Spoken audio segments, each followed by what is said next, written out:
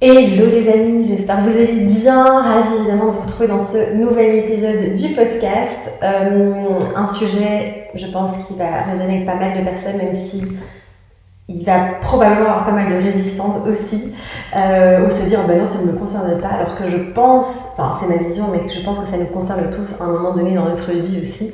Et donc c'est important pour moi de venir vous parler un petit peu de ces deuils par rapport à nos identités. Et surtout en ce moment, là je vous enregistre l'épisode du podcast début juillet 2023 et on est dans une transition, je trouve, une phase qui est intense. En tout cas, encore une fois, on vit tous les choses de manière très individuelle, d'accord ? Moi, j'aime pas dire tout le monde vit la même chose en ce moment. C'est sûr qu'il y a des énergies un petit peu collectives aussi, selon ses croyances, encore une fois, et on le vit de manière évidemment extrêmement individuelle.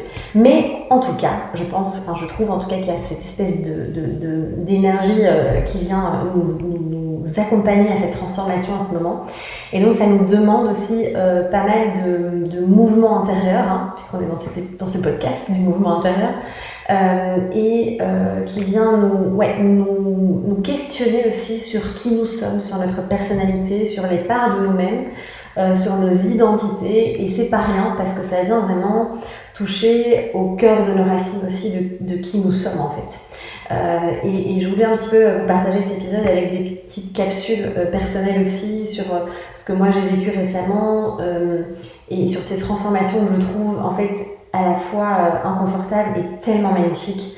Enfin, moi en ce moment là je suis dans une gratitude, je suis dans une journée très cool aussi, je me sens bien, mais je suis vraiment dans beaucoup de gratitude aussi parce que j'ai l'impression que tout ça finalement est vraiment en train de me ramener à qui je suis vraiment et que en fait au cours de ma vie jusqu'à présent en tout cas je me suis construite beaucoup de carapaces et de stratégies de protection, et merci parce que ça m'a permis de vivre aussi, de survivre même parce que j'étais vraiment dans ce cas-là. Mais ce ne sont pas vraiment, ça ne fait pas vraiment partie de qui je suis. C'est plutôt des moyens de protection. Et donc c'est pour ça que c'est intéressant là de faire la différence aussi entre ma personnalité et tout ce qu'on s'est construit pour se protéger dans ce monde, pour continuer à vivre aussi. C'est vraiment pour survivre presque, pour beaucoup de personnes aussi. Bref, on va un petit peu décortiquer tout ça ensemble. Alors, comme je disais, c'est une période assez intense en ce moment. En tout cas, moi, je vois beaucoup de personnes autour de moi aussi, même dans mes amis, on en parle beaucoup aussi, de voir vraiment que pour le moment, ça bouge, quoi. Il y a vraiment ce mouvement. La vie vient vraiment nous proposer d'aller voir en profondeur, d'aller là où on a vraiment envie d'aller aussi. Et donc ça demande aussi d'aller lâcher ce qui n'est plus juste, d'aller lâcher aussi peut-être certaines parts de nous, certains modes de fonctionnement, certains modes de pensée, les histoires qu'on se raconte, vous voyez. Et ça demande aussi de l'honnêteté, du courage quand même, de l'audace, d'aller voir ça avec beaucoup de transparence, d'humilité aussi, et de se dire, tiens, est-ce que vraiment j'ai envie d'incarner ça ? Est-ce que vraiment j'ai envie de fonctionner comme ça ? Est-ce que c'est vraiment moi ? Ou est-ce que j'ai utilisé ça pour me protéger ? Donc c'est ce que je vous disais en début d'épisode.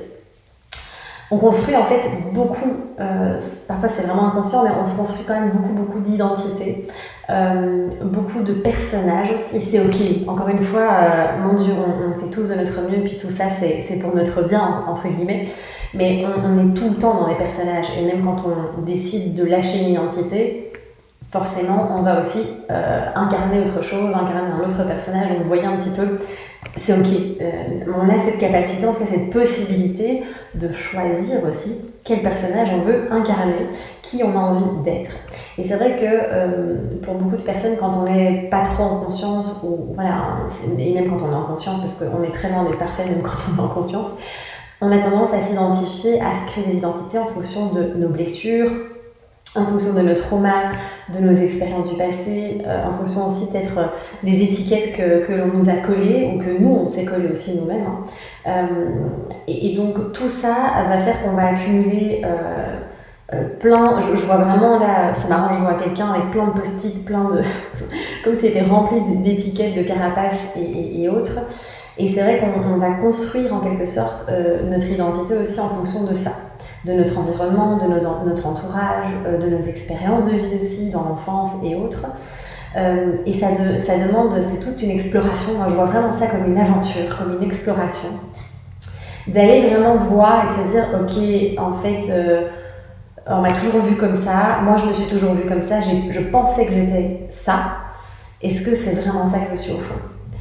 Et c'est vraiment un travail de profondeur qui est, je trouve, assez challengeant, assez remuant, mais qui est absolument magnifique parce qu'il y a vraiment derrière une éclosion. Je vois vraiment là une fleur qui sort de la terre et qui vient vraiment éclore. Et vous savez que c'est un mot qui me tient à cœur, c'est pas pour rien de mon livre. Mon premier livre s'appelle Éclosion. Et donc voilà, et je vais vous partager un petit peu ici mon expérience pour illustrer peut-être mes propos qui peuvent parfois être un petit peu vaporeux ou philosophiques. Moi, je sais que je me suis très fort identifiée à différents personnages aussi. Alors, je vais vous parler du premier personnage qui me vient là. C'est la Hello, genre en mode qui est hyper productive, qui est toujours en mode hyper hyper active, j'allais dire, mais c'est ça, qui est toujours dans toujours produire, toujours plus, qui est vraiment la leaduse, businesswoman, etc. Et il fallait que c'était jamais assez, toujours plus, donc ce côté vraiment perfectionniste et autres. Alors évidemment, je sais pourquoi j'ai construit tout ça et c'est ok. Je pense que ça m'a servi à un moment dans ma vie d'être dans ce personnage-là. Et encore une fois, c'est du mouvement, vous voyez, en tout cas, et c'est pas bien ou mal. Hein. Et ça, j'insiste beaucoup, on n'est pas du tout dans quelque chose de blanc ou noir. C'est pas mal, enfin bien ou mal, c'est pas du tout ça la thématique. Ici, c'est que en fait, tout est, encore une fois, j'en parle le mot juste, mais en tout cas, tout vient au moment où c'est le moment en fait. Et parfois dans des phases de vie, on a besoin de traverser ça. Parfois, certains personnages ou certaines stratégies de protection nous ont vraiment servi. Et le corps et le système nerveux et tout ça mettent en place des mécanismes. C'est pour notre bien, c'est toujours pour notre bien. Même si, évidemment, avec le recul, c'est pas spécialement, ça nous sert pas spécialement de manière agréable. Mais en tout cas, voilà. Et moi, je me suis vraiment rendu compte que ça m'a porté loin parce que le fait d'être dans cet état-là et d'incarner ce personnage-là, ça m'a quand même permis d'être là où je suis aujourd'hui aussi, clairement. Ça c'est sûr, parce que j'ai énormément produit, parce que j'ai vraiment... et en même temps, je me suis clairement épuisée aussi. Donc voilà, il y a toujours les deux facettes d'une situation. Et en tout cas, je me suis vraiment identifiée à ça et je pense clairement que c'est le fait d'être devenue mère, et je vous en parlerai là dans un prochain épisode aussi, qui est venu un petit peu déconstruire cette identité-là et me ramener à tiens, est-ce que c'est vraiment moi en fait? Alors c'est clair que ça n'empêche pas que j'ai de l'ambition, que j'ai une grande vision pour les méthodes que j'ai créées, que j'ai vraiment des messages de cœur à porter et que j'ai plein d'idées, toujours. Mais c'est juste que c'est plus juste pour moi d'être dans ce personnage de la Hello, toujours full occupée, busy, toujours en train de courir partout et créer dans l'urgence. Et en fait, je comprends pourquoi j'ai été épuisée, tout simplement. Voilà, c'est un exemple que je vous donne, on va pas en parler 3 heures de ma vie non plus, mais pareil, si je reprends encore un autre moment, un autre morceau de ma vie aussi, un autre cycle, c'est quand j'étais très malade, et peut-être que vous me suivez, vous me suivez peut-être depuis longtemps et vous avez connu cette période-là aussi. Quand j'étais vraiment pas bien au tout début, quand j'avais créé Briller de Santé à l'époque, pour ceux qui se souviennent, pareil, je m'identifiais vraiment à cette maladie. D'ailleurs, je l'appelais ma maladie, et c'était vraiment quelque chose qui était, ça circulait pas en moi, j'étais la maladie, quoi. Et donc, j'étais identifiée à ce personnage aussi de la Hello malade. Et donc, forcément, tout le monde me voyait comme ça aussi. Donc vous voyez, il y a un petit peu ce truc toujours de les personnes autour de moi, mon entourage va réagir aussi de parce que moi je projette, de parce que moi je dégage aussi. Et donc forcément, on vient parfois nous coller des étiquettes, mais parce que nous-mêmes, on se les colle aussi, vous voyez. Donc voilà, et moi ça a été vraiment un sacré chemin de déconstruction, de me dire en fait, je suis pas la maladie déjà, et de me désidentifier de ça aussi. Et ça a été... pour moi, ça a été vraiment un énorme step sur le chemin de la guérison aussi. C'est vraiment à partir de là où j'ai commencé à aller de mieux en mieux aussi, de sortir un petit peu la tête de ça. Et surtout, j'ai écrit une lettre à ce personnage en fait, à la Hello Malade. Ça a été je me souviens, j'ai vraiment vécu ça comme un deuil. Ça a été très intense, mais ça m'a vraiment permis d'ouvrir un autre champ, vraiment beaucoup plus vivant, beaucoup plus vivant en fait, c'est ça. Et de revenir dans la vie, de revenir me connecter à ce qui compte vraiment pour moi. Vous savez que je vous en parle beaucoup si vous me suivez régulièrement, de cette importance de kiffer, de faire des choses qu'on aime. Et pour moi, c'est une des clés de guérison qui est tellement importante. Alors, je dis pas qu'il faut être dans le déni parce que moi, j'avais tendance avant à aller dans les extrêmes aussi. Donc, soit j'étais à fond dans la guérison, etc. Soit j'envoyais tout valser et je kiffais la vie, sauf que forcément, ça n'allait pas non plus, parce que je mangeais n'importe quoi, etc. Donc, c'est encore une fois une espèce de danse, de valse à trouver aussi. Et ça ne veut pas dire que j'ignore et que je fais l'autruche, mais ça veut dire que pour moi, le fait d'aller vivre la vie, de faire ce qu'on aime, est aussi un des grands remèdes, on va dire, en tout cas quelque chose qui nous fait du bien aussi, qui nous permet de vraiment avancer dans tout ça. Pareil, j'entends souvent dans les personnes que j'accompagne qui sont dans les programmes, qui s'identifient par exemple à l'anxiété. Mon anxiété, je suis anxieuse, vous voyez tout ça. Moi je suis très chiante, je suis très chiante sur les mots, mais voilà, et ça je l'enseigne beaucoup, même dans le Deep Flow, j'en parle beaucoup aussi. Et j'ai fait un post il n'y a pas très longtemps sur les réseaux où je disais à quel point c'est important de se désidentifier de l'anxiété, des émotions aussi. Quand on dit je suis triste, non, on n'est pas de la tristesse, d'accord, c'est je ressens de la tristesse. L'émotion est une énergie en mouvement qui nous traverse, qui circule, qui vient nous apporter un message précieux.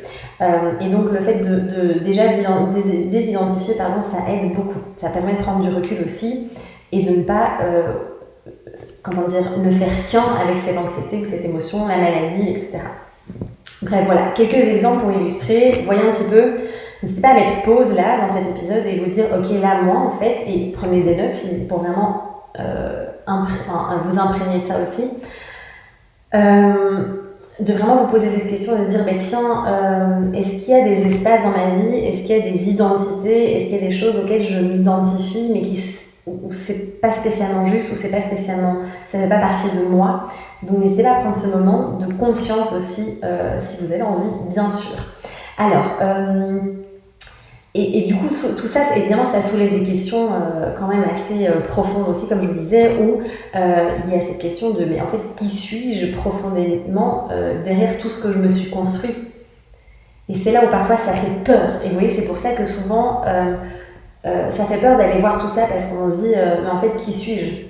Et moi, je me souviens, quand je faisais les accompagnements individuels, il y avait souvent cette question qui revenait, en fait, je suis en train tellement de déconstruire là, je sens que ça se transforme, je ne sais plus qui je suis. Et souvent, quand on est déconnecté du corps aussi, de nos sensations, de ce qu'il y a à l'intérieur de nous, en fait, c'est quelque chose qui arrive très souvent. On est tellement branché sur l'extérieur qu'en fait, on est plus du tout là à l'intérieur de savoir mais qu'est-ce qui nous fait plaisir, qu'est-ce qui nous plaît, qu'est-ce qui nous anime, qu'est-ce qui nous fait vibrer. Comment on fonctionne aussi. En fait, on se calque tellement sur l'extérieur, pareil, je vous en ai déjà parlé plein de fois de ces routines du matin, de tout ça, et de se dire, mais en fait, qu'est-ce qui fonctionne pour moi aussi? Pareil, aujourd'hui, il y a tellement de modes, de courants, par exemple la céramique, la poterie, j'en ai parlé dans une newsletter il n'y a pas très longtemps, où je disais, en fait, même moi, à un moment donné, j'adore la céramique et la poterie, mais j'adore les acheter, j'adore flâner dans les boutiques, j'adore boire mon chai latte dans des belles tasses et manger mon dessert dans une tasse canon aussi, dans une assiette plutôt pas une tasse, quoique. En fait, je me suis dit, ouais, il faut que je trouve des ateliers, j'ai envie de faire ça. Et en fait, je me suis posé la question de dire, mais est-ce que j'ai vraiment envie de faire ça? Ben non, en fait. Moi, j'ai vraiment envie de faire la linogravure parce que c'est ce qui me fait kiffer. J'adore cuisiner et le mouvement et les randos. Et vous voyez, donc ça vient aussi nous aider à mieux nous connaître. Mais ça demande vraiment, comme je vous disais, beaucoup de connexion à son corps et aux sensations. Et c'est pour ça, moi, c'est une des intentions aussi pourquoi je vous transmets les méthodes Flow Energy et Bloom Dance, parce que ce sont deux méthodes qui permettent ça, en fait, qui, pour moi, je me suis jamais sentie aussi connectée à moi-même, à savoir qui je suis, à être à l'écoute de moi, à être à l'écoute des signaux de mon corps aussi, de tiens, comment je me sens là, ok, mon corps de quoi il a besoin, là ma tête me dit qu'il faut que je bosse, ah non, là mon corps il me dit va faire une sieste de 20 minutes. Et c'est ok, tu as le temps, tout va bien, il n'y a pas d'urgence. Donc vous voyez, et tout ça m'a ramené très profondément à ces sensations aussi et m'a permis, je pense en tout cas dans mon expérience, de pouvoir justement aller encore plus en profondeur dans qui je suis. Alors évidemment, quand je vous parle de tout ça, à prendre avec des grandes pincettes parce que on change, nous sommes des êtres de mouvement. Donc l'idée, c'est pas de trouver qui l'on est et d'être fixe et d'être, figé tout le reste de notre vie, d'accord? On est tout le temps en constante évolution, en constant mouvement. Et donc, clairement, ce qui l'on est aujourd'hui va probablement encore bouger, d'accord, dans les années qui suivent, de par les expériences, de par les rencontres, de par plein de facteurs, en fait, environnementaux, mais aussi intérieurs, et de par tout ce qu'on est en train de vivre aussi. Donc c'est quelque chose qui est tout le temps en mouvement, d'accord? Donc peut-être que dans 10 ans, je refais un épisode là-dessus avec complètement autre chose aussi. Donc voilà. Moi je sais aussi personnellement que la vie m'a vraiment ramenée à l'artiste qui est en moi, que j'ai tellement étouffé, mon Dieu, en me disant mais non, il faut quitter pour dire que t'es une artiste en fait. Et aujourd'hui je peux le dire facilement. Le jour où je l'ai mis dans mes bio Instagram, c'était... je me suis dit, mais je peux pas mettre ça. Mais si, parce que c'est vraiment ce que je ressens au fond de moi, en fait. Je pense que c'est le mot que je préfère. Le mot thérapeute ne me parle pas du tout, coach non plus, enfin voilà, tout ça. Et je pense que là, au moment où je vous dis ça, j'ai encore un sacré chemin à faire pour vraiment l'intégrer dans mes cellules. Mais en tout cas, je me suis rendu compte que j'avais vraiment envie de beaucoup plus laisser la parole à cette part-là de moi qui a été complètement étouffée. Et ça remonte à l'adolescence, donc ça fait très longtemps. Et donc voilà, et aussi à cette simplicité. C'est quelque chose qui est pour moi hyper important dans tous les sens du terme, autant dans la déco que dans le mode de vie, que dans plein de choses. Cette simplicité qui du coup demande aussi de ralentir, en tout cas de ne pas ralentir mais d'aller à l'essentiel. Donc voilà, bref. Voyez un petit peu ce qui vous parle pour vous. Là, moi, c'est mon expérience. Vous êtes hyper, on est tous uniques. Et donc, d'aller voir un petit peu ça aussi. Alors, clairement, ça demande évidemment beaucoup d'acceptation, beaucoup de transparence. Ça vient en tout cas, ça vient générer, je trouve, beaucoup aussi d'inconfort parce qu'il y a une sorte d'abandon. Et on n'est pas tous prêts à ça aussi. C'est parfois pas le moment. Tout est juste aussi, hein, j'ai toujours le timing, ça se fait au moment où c'est le moment, en fait, tout simplement. Et parfois, on a besoin d'écrire des lettres, de vivre des expériences avant de vraiment l'intégrer dans les cellules et dans le corps aussi. Mais en tout cas, ça demande aussi un certain abandon qui peut faire peur et un deuil, et c'est pour ça que j'ai appelé l'épisode « Faire le deuil de ses identités », parce qu'en fait, on s'est identifié, vous imaginez, à toutes ces parts-là aussi pendant très longtemps. Les autres aussi, le monde nous voit à travers ce filtre aussi, cette identité-là aussi. Donc là aussi, clairement, c'est du costaud. Ça demande aussi de se dire, ok, je risque d'avoir des jugements, le regard des autres va changer, on va continuer à me coller l'étiquette qu'on me collait avant, alors que je suis plus en résonance avec ça. Bref, ça vient soulever pas mal de questionnements aussi. Et donc, ça demande une certaine forme de courage et d'ancrage. Là, directement, quand je vous parle, j'ai vu un être humain avec des racines là, au milieu d'une forêt. Et c'est pour ça que dans les méthodes que je propose et que je vous en parle hyper souvent, l'ancrage va être méga, giga important, d'accord? Encore plus là dans notre mode de vie actuel, pour beaucoup en tout cas, on a besoin profondément de cet ancrage aussi qui va bien sûr nous aider aussi à accepter, à accueillir aussi les différents deuils dont je vous parlais tout à l'heure. Alors, pour moi aussi, évidemment, j'ai noté une extrêmement belle aventure. C'est pas très français ce que je viens de dire, mais c'est une très belle aventure parce que ça permet de vraiment... je trouve que ça permet de se redécouvrir, de revenir à soi et c'est comme une libération. Enfin, moi, je vois vraiment ça comme... il y a quelque chose qui se libère complètement, de se dire ok, en fait, putain, ça fait du bien d'être soi. Et ça fait du bien aussi d'avoir c'est un cadeau qu'on a même de choisir qui on a envie d'être, de choisir ce qu'on a envie d'incarner, ce qu'on a envie de créer. Alors c'est pas toujours facile, ça prend parfois plus de temps que ce qu'on a envie aussi. Et c'est sûr qu'on n'a pas tous les mêmes facilités, on n'a pas tous le même environnement, le même soutien. Ça, c'est aussi quelque chose à prendre en compte, évidemment. On n'est pas dans un monde de bisounours, loin de là. Mais en tout cas, on a cette possibilité aussi de faire, en tout cas, certains choix. Donc Donc voilà, je pense aussi que j'ai noté, ce qui peut aider, c'est peut-être aussi de plus trop aller voir ce qui se passe à l'extérieur, mais de vraiment revenir là à l'intérieur. Si je me souviens bien, je pense que j'avais fait un épisode de podcast par rapport à ça. Je ne sais plus le titre, mais vous pourrez peut-être le trouver. Et donc c'est vraiment, ça demande évidemment de revenir beaucoup à soi. Et donc peut-être, encore une fois, je vous invite régulièrement à faire ça, mais à faire un tri dans le contenu que vous consommez, dans ce que vous consommez, voir tiens, qu'est-ce que ça vient aussi réveiller en vous aussi, tout ça. Et de se dire, ok, est-ce que ça me parle encore vraiment? Est-ce que je suis et je consomme ce contenu par habitude en fait, parce que ça fait des années? Est-ce qu'aujourd'hui ça résonne encore avec moi aussi? Est-ce que ça me permet d'être pleinement moi-même, ou est-ce que justement ça vient poser des obstacles ou des résistances aussi?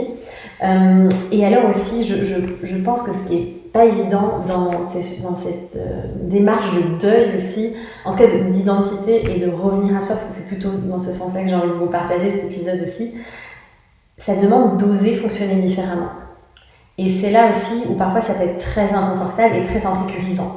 Et c'est pour ça que si maintenant vous avez des gros traumas, ou vous avez vécu des choses très intenses, que vous êtes évidemment dans un état de survie, d'hypervigilance et aussi d'insécurité totale, c'est pas le moment de commencer à mettre en place des gros changements, d'accord? Pas du tout.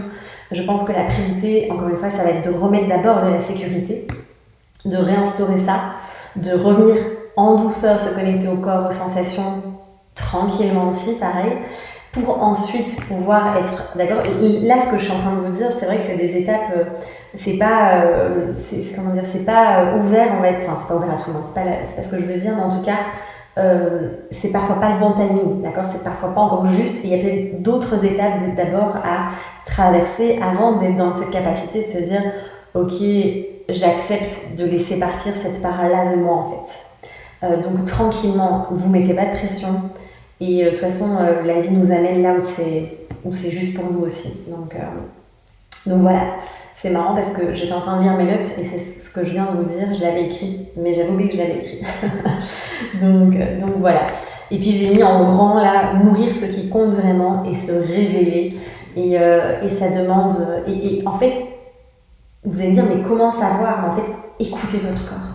Notre corps, il nous guide là en fait. Est-ce que ça pétille? Est-ce que ça s'ouvre? Vous savez, souvent je dis que le corps c'est une boussole, mais c'est tellement juste. Est-ce que c'est un grand oui? Est-ce que tout votre corps est en train de s'expandre, de s'ouvrir complètement? Ou est-ce que c'est plutôt en contraction, en train d'être un petit peu serré, d'être un petit peu là en mode non, en fait, on sent que c'est pas juste. Et donc voilà, c'est quelque chose qu'on a de manière innée, malheureusement qu'on a perdu parce qu'on est tellement surstimulé, sursollicité, conditionné et tout ça. Ça demande d'abord évidemment de revenir à soi et tout ça, et de, en douceur, revenir dans ce contact du corps, des sensations. Et plus vous allez, enfin moi aujourd'hui mais je suis loin d'être parfaite encore une fois, j'insiste là-dessus, c'est beaucoup plus facile en tout cas pour moi aujourd'hui d'aller contacter ça, de se dire ok, est-ce que vraiment ça vibre là, est-ce que vraiment ça résonne, ou est-ce qu'en fait c'est encore mon mental, ou c'est encore quelque chose auquel je m'accroche aussi. Mais ça, c'est un sacré chemin aussi, et ça se fait en douceur. Donc voilà un petit peu tout ce que je voulais vous partager dans cet épisode. Je suis partie un petit peu sur d'autres thématiques au passage aussi, mais je pense que tout est interconnecté. Et donc voilà, ça demande beaucoup de douceur aussi. Vous savez que c'est un mot que j'utilise beaucoup pour moi-même, mais pour vous aussi. Et ça se fait petit à petit aussi. Et c'est un sacré chemin, comme je vous dis, c'est pas toujours confortable parce qu'on sent qu'il y a des choses qui bougent en nous, on voit où on a envie d'aller, et parfois on a l'impression, moi j'ai longtemps là, je commence à voir le bout du tunnel, mais pendant plusieurs mois là, je me suis vraiment sentie dans un sas. C'est vraiment cette image que j'avais, cette sensation d'être entre deux, en fait, d'être dans l'ancien, à la fois d'être dans l'ancien mais de ne plus vouloir y être comme si ça n'avait plus aucun sens, et de voir exactement là où j'ai envie d'aller, qui j'ai envie d'être, ce que j'ai envie d'incarner, et d'être un peu dans cet entre-deux aussi. Et là, je sens que, voilà, au niveau de l'énergie du mois de juillet, là, ça s'ouvre un peu plus, ça devient un peu plus lumineux, on va dire. Et en même temps, ces phases-là sont nécessaires. Encore une fois, on ne peut pas avoir d'expansion sans qu'il y ait une contraction. L'univers fonctionne comme ça. Il y a les polarités, donc voilà, on ne peut pas toujours être en expansion, c'est pas possible. donc voilà, mais voilà. c'est en tout cas, encore une fois, accueillez là où vous en êtes aujourd'hui. Faites confiance. Je sais que c'est pas toujours facile cette notion de faire confiance à la vie, de vraiment lâcher et d'y aller vraiment à son propre rythme aussi. Donc voilà un petit peu les messages de cet épisode. N'hésitez pas à partager dans les commentaires, à liker, à partager l'épisode aussi si ça vous a plu. N'hésitez pas non plus à laisser une petite note de 5 étoiles si vous voulez sur Spotify, sur les autres plateformes également. Et puis je me réjouis de vous retrouver dans d'autres épisodes. On se dit à très vite, prenez soin de vous, à bientôt.